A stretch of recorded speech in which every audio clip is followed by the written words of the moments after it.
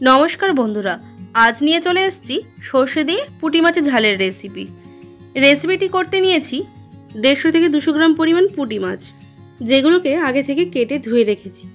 এখন দিয়ে দিলাম সামান্য পরিমাণ নুন, হলুদ আর লঙ্কার গুঁড়ো।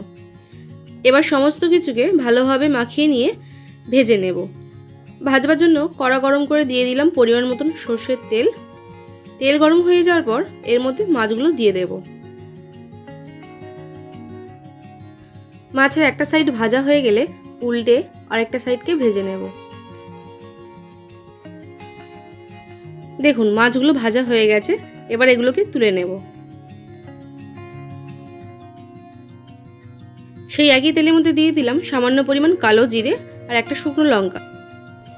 এরই সঙ্গে আরও দিয়ে দিচ্ছি সামান্য পরিমাণ কুচিয়ে রাখা পেঁয়াজ আর 3টে কাঁচা লঙ্কা। এবার সমস্ত কিছুকে একসাথে ভালোভাবে ভেজে নেব।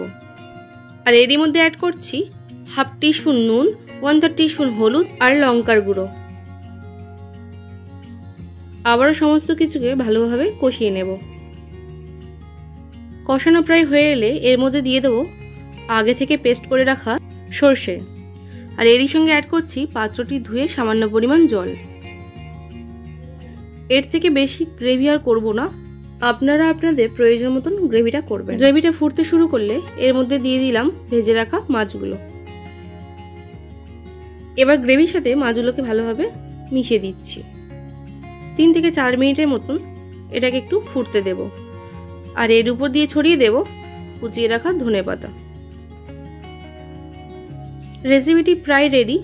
এখন এর উপর দিয়ে ছড়িয়ে দেব 1 চামচের মতন সর্ষের তেল, যাতে সুন্দর একটা ফ্লেভার আসে। রেসিপিটি একদম রেডি। এবার এটাকে নামিয়ে নিয়ে গরম গরম ভাতের সঙ্গে সার্ভ করব। আমার এই রেসিপিটা যদি আপনাদের ভালো লেগে থাকে তাহলে একটা লাইক করবেন, শেয়ার করবেন আর নতুন বন্ধু হয়ে থাকলে একটা সাবস্ক্রাইব করবেন। ধন্যবাদ।